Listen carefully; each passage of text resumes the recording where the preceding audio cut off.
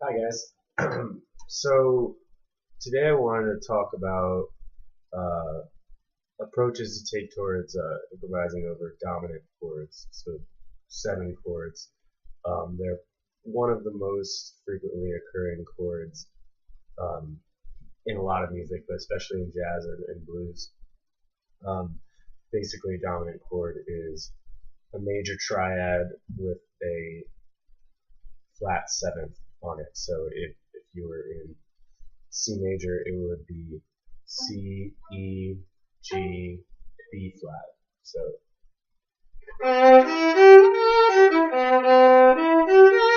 the scale version of it would be Mixolydian mode.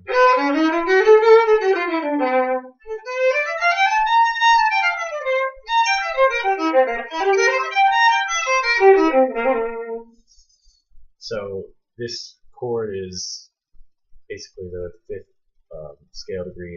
It's used to resolve. So if you were playing a song in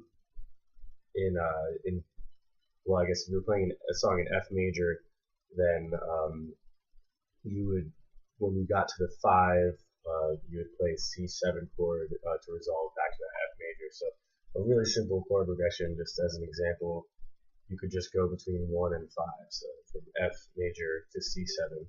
So it's like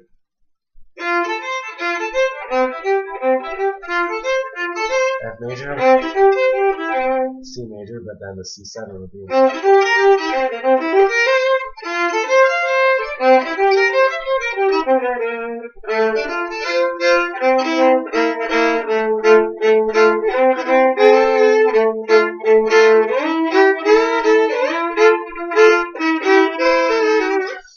So that's the most common way that you would use the dominant chord. It resolves to the 1. It also commonly comes in jazz in the form of a 2-5-1. So 5 being that C7 chord, the 2 would be a G minor. So G minor, C7, F major. That's a 2-5-1. So G minor, C, F.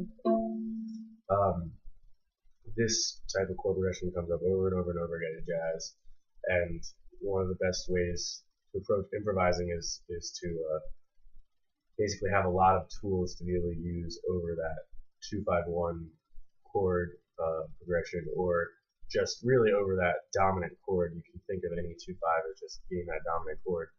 So whenever you see G minor, C7, you can just think of C7. What do I know how to do over C7? So you can take that C7 chord, and the easiest thing you can do is use your arpeggio.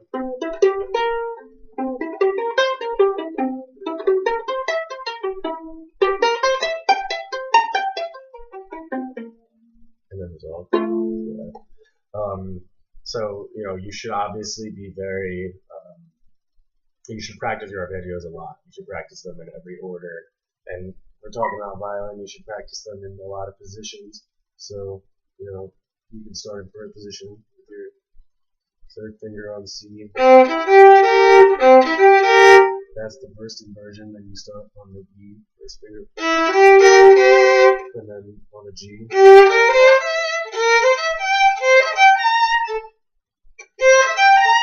That's about as high as you can get in first position. Then you probably would also want to practice in second position. So the second finger on that same C.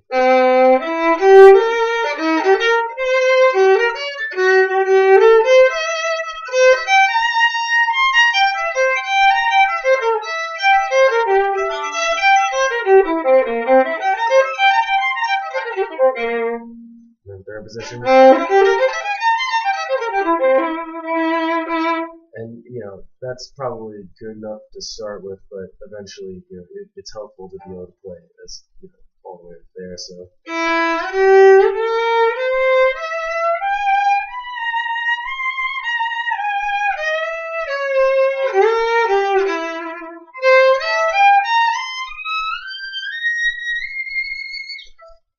practice basically that arpeggio all over your violin. That's the most that's the easiest tool that you have, or the easiest, the most common tool you'll probably be using over those 7 chords. But then there's a million other things that you can do. Even just with that arpeggio. Right now I was just using the actual notes of the arpeggio, 1, 3, 5, 7. But you could do, you could take several approaches to that based off of the arpeggio. For instance, you could use leading tones for some of, or for every one of those chord degrees. So by leading note, I mean a half step below the note that you are thinking of. So for the 1, you play a B before the C, and then E flat before the E, and then a F sharp before the G.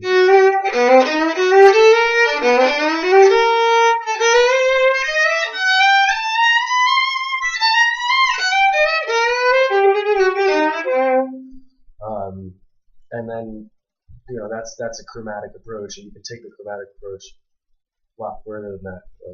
You can basically, starting from whatever note you're on, you start on your 1. You can use any type of chromaticism to get to the next note that you want to get to. So you could take, to get to that E from the C, you could take all those chromatic notes that you want to do. And then from the G to the B flat.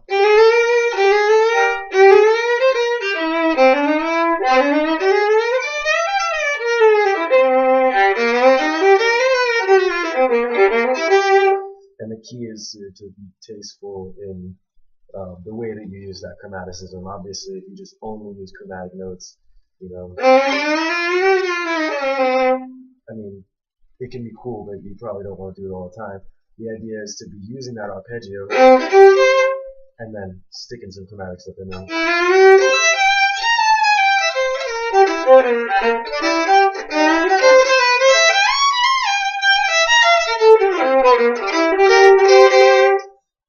I mean, I like to do that. That's one of my favorite ways to mess around with dominant chords. So that's all based off of just the idea of the arpeggio. You can also use scales over this chord, and the scale that technically fits this chord is the mixolydian mode. Sounds scarier than it is. It's really just the major scale. So we're playing with that C7 chord. We're playing the 5 of F major. So basically, the mixolydian mode is F major, but starting on the 5.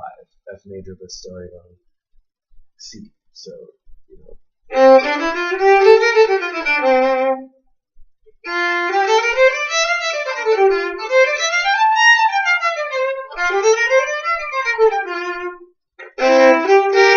So you can always play that scale, combined with the arpeggio. So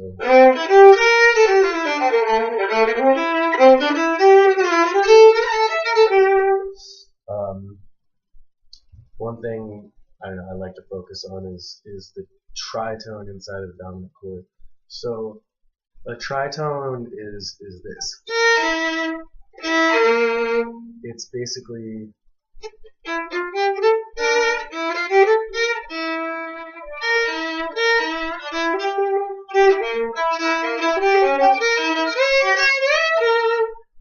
it sounds really creepy and dissonant, but it's really good to build tension with, and it exists inside that dominant chord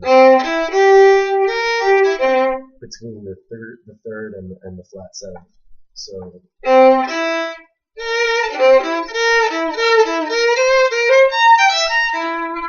and you can really, on the violin, you can play that tritone in a couple of different ways. You can play it. So if you take the B flat, that's the flat 7th, and the 3rd, the E, it's like one finger right on top of the other one. And you can do a double step of that. So that's like right there, B flat and E. You could also take the E and then the B flat up here. It's the same fingering, just a half step up. E and then B flat right there. And then you could even take your open E and then your B flat here. And if you're you were paying attention, you could see that you could actually make a chord out of that. It's a really awkward chord to do. Like, you know, open E, B flat, and then another E, and then another B flat on top. It sounds really weird, but that's actually part of this chord.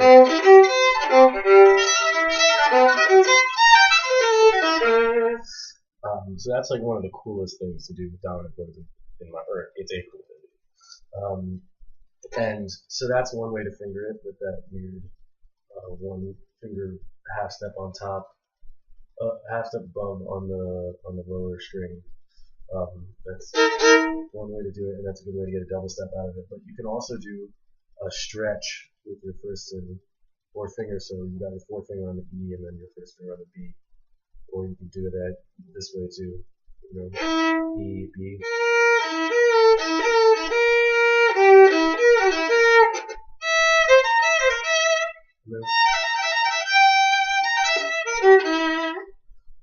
Stefan Grappelli likes to do that a lot.